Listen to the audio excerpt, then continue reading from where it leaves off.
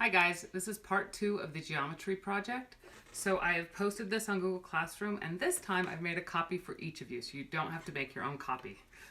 I'm learning too. But from the first one, I'd like you to take column 3, which is the dimensions of all your nets, and cut and paste it into column 3 on this part 2 in the Google Doc. That way you'll have all of the dimensions you need to calculate what is required for part 2. So basically for part 2 is this fourth column. And this fourth column is going to be the perimeter and the area and the total surface area. So to give you an example, let's say that I had this square pyramid.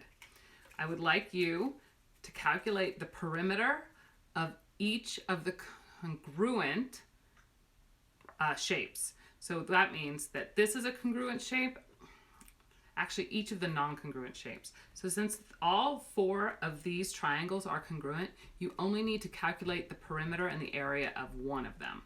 And since this square has no congruent shape with it, there's only one square involved, then I'd like you to calculate the perimeter and area of this square. So just a quick reminder about perimeter. Remember we talked about it before, walk the perimeter or guard the perimeter. It means this length around the entire outside of a flat 2D figure. So the perimeter of your yard is maybe the fencing of your yard, or the perimeter of the base is this area outside the base, but that's the perimeter. So when you're adding up perimeter, it's length times length times length times length, or 2 length times width in the case of a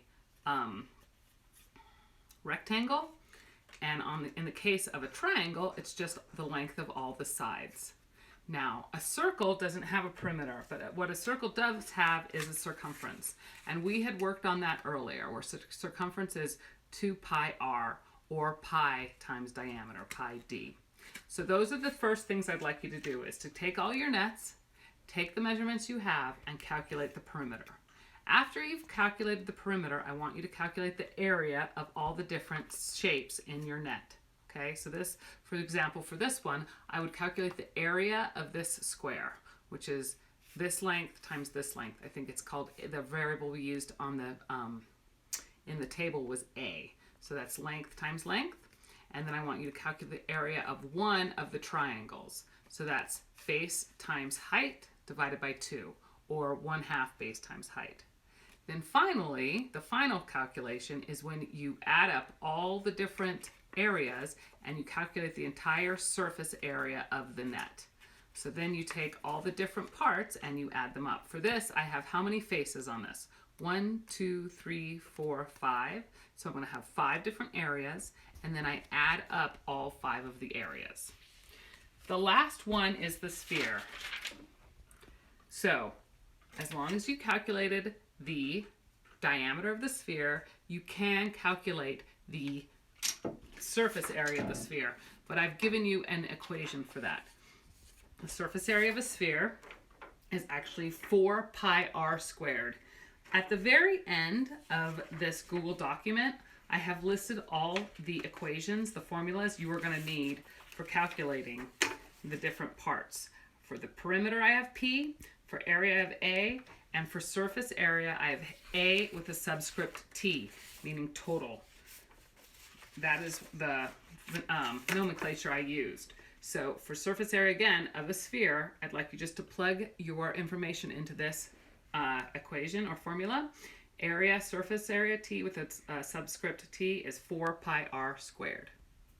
So I'm signing this on Thursday, and it's going to be due the following Thursday. And then we will have a third part of this geometry project in which we calculate the volume of 3-dimensional objects. I've had several questions about people who do not have rulers.